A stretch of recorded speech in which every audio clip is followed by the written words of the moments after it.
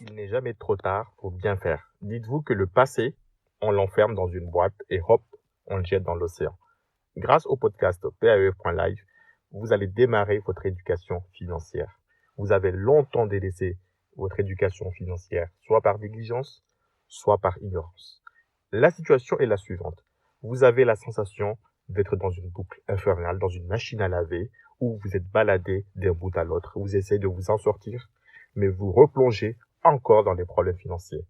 Vous préparez des résolutions en janvier, vous n'arrivez même pas à la Saint-Valentin et vous êtes déjà replongé dans les problèmes financiers. Donc pendant tout ce temps, les autres, eux, ont une trésorerie positive, zéro refus de paiement, aucun chèque refusé par la banque et ils savent déjà où ils passeront les vacances d'été.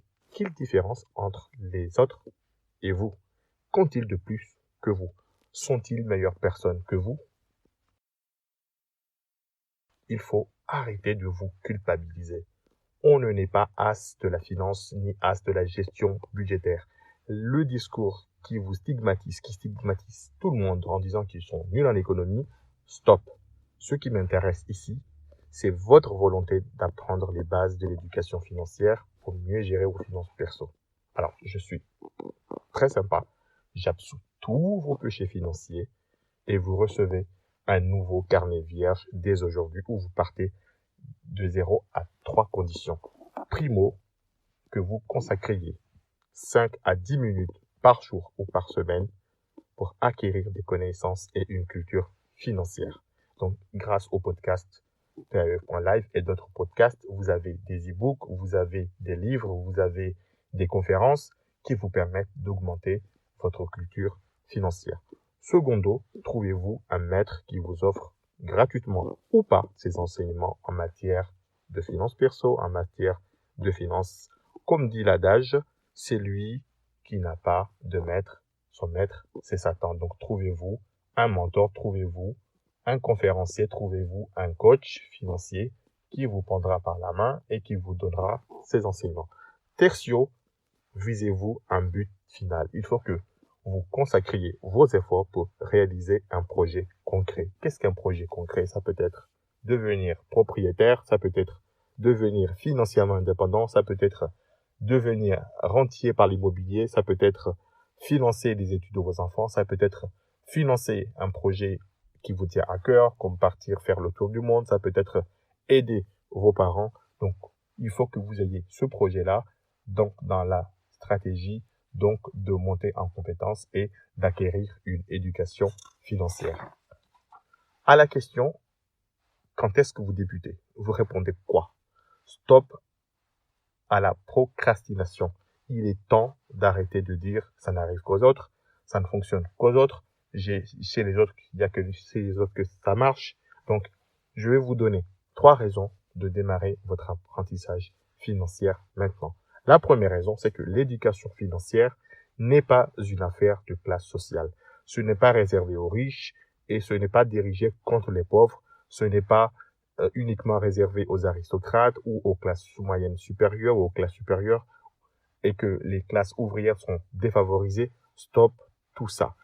Il faut que tout le monde reçoive une éducation financière, peu importe son origine sociale, son origine ethnique, parce que l'éducation financière, c'est un apprentissage, c'est une science, c'est des disciplines qui combinent beaucoup de choses, d'économie, de maths, de finances, de gestion, pour vraiment acquérir des compétences pour bien gérer ses finances. La deuxième raison pour démarrer votre apprentissage financier, cela ne dépend pas de votre niveau de revenu. Vous pouvez gagner le SMIC ou vous pouvez gagner le RSA, comme vous pouvez gagner 100 000 euros par mois. Vous avez besoin de maîtriser les rudiments des finances perso, les rudiments de la gestion financière pour bien gérer vos finances. Et on a vu des ingénieurs, on a vu même des PDG, même des gens qui étaient très riches faire faillite, faire banqueroute à cause d'une mauvaise gestion financière. Donc, d'où l'importance d'acquérir une culture, de savoir bien gérer ses finances, peu importe son milieu social, peu importe son milieu ou sa catégorie sociale professionnelle.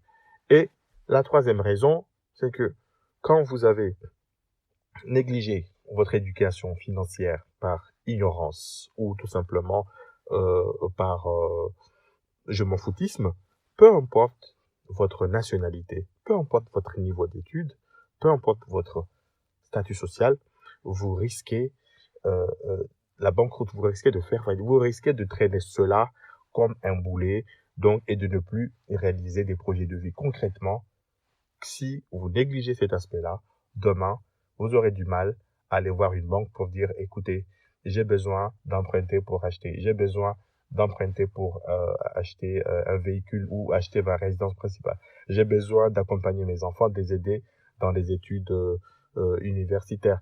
J'ai besoin tout simplement d'emprunter pour me lancer dans une activité ou lancer ma boîte. Et comme on l'a vu, on a vu des gens, des stars, des gens qui étaient très fortunés, qui gagnaient très bien leur vie, donc chuter tout simplement par manque d'éducation financière. Et ce n'est pas les ressources qui manquent. La bonne nouvelle, que vous soyez abonné régulier à ce podcast ou que c'est votre première écoute, c'est que c'est la fin des galères financières. C'est la fin de l'essorage dans la machine à laver et bienvenue dans une nouvelle ère où vous prenez le contrôle de votre vie, le contrôle de vos finances perso. Et cela va se faire avec moi, va se faire avec l'accompagnement que je vous propose. Donc, n'hésitez pas à vous abonner au podcast PAEF.live sur les réseaux sociaux pour démarrer ou renforcer votre culture financière et au plaisir de vous retrouver si vous avez des questions plus personnelles.